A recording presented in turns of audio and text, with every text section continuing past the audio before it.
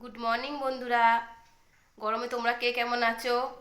প্রচণ্ড গরম পড়ে গেছে, তা এই গরমে কিছুই খেতে ভালো লাগছে না। তার জন্য আমি সিম্পল রান্না করবো। আজকে একটা লাঞ্চ থালি বানাবো, তোমাদের দেখাবো কি কি রান্না করব। তো চলো, সেটাই প্রথম থেকে লাস্ট পর্যন্ত ভিডিওটা দেখবে, স্কিপ করবে না, ঠিক আছে বন্ধুরা? ভাত হয়ে গেছে, এখানে পটল ভাজা হয়ে গেছে, এখানে আলু ভাতে হবে, আর এখানে কুমড়ো ভাতে দিয়েছি, এগুলো মাখবো। এখানে লাউ দেখো কুচি কুচি করে রেখেছি, লাউ ঘন্ট করব।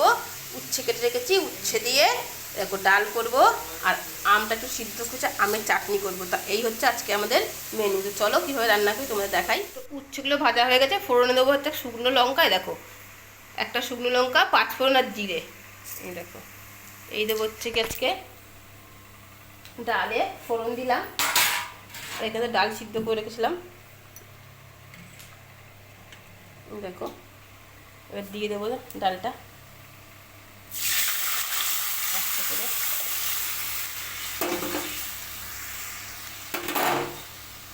উচ্ছের ডাল হয়ে গেল। আলু ভাতে আর কুমড়ো ভাতেটা মাখবো। দেখো লঙ্কা নিয়ে নিয়েছি, নুন নিয়ে নিয়েছি, একটু সর্ষের তেল নিয়ে নিই। তো আজকে একসাথেই দুটো মাখবো, আলু ভাতে আর লঙ্কা দিয়ে, কাঁচা লঙ্কা আর কাঁচা সর্ষের তেল দিয়ে। উচ্ছে দিয়ে ডাল আমার টকবক করে ফুটছে, তো ডাল আমার হয়ে গেছে, এবার নামিয়ে নেবো।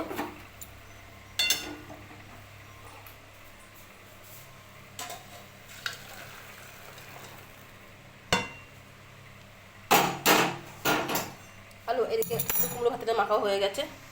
তো তেলটা হয়ে গেছে, এখানে আমি চাটনি করবো। এখানে দেখো শুকনো লঙ্কার পাঁচফোড়ন দিয়ে দিলাম, আর সাথে আমগুলো দিয়ে দিলাম।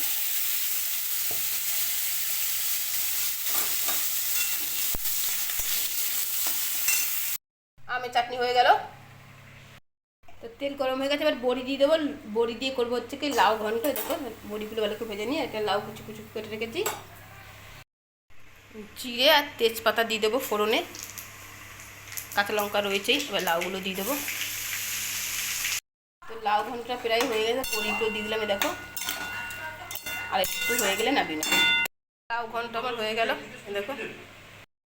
তো দেখো আমি লাঞ্চের থালি সাজিয়ে ফেলেছি। এখানে ভাত দিয়েছি, আলু কুমড়ো মাখা, কাঁচা লঙ্কা আর কাঁচা তেল দিয়ে, পটল ভাজা, এখানে দেবো হচ্ছে গিয়ে উচ্ছে দিয়ে ডাল, আর এটা লাউ দিয়ে আর বড়ি দিয়ে ঘন্ট, এটা আমের চাটনি। এই হচ্ছে আজকে আমাদের দুপুরে লাঞ্চের থালি সাজিয়ে ফেলেছি। দেখো সিম্পল। গরমে তো মাছ মাংস একদম ভালো লাগছে না খেতে। কেমন লাগলো বন্ধুরা? এই ভিডিওটা ভালো লাগলে লাইক কমেন্ট শেয়ার করে, চ্যানেল সাবস্ক্রাইব করে পাশে থেকো। চলো আমার দাদা খেতে দিয়ে দিই।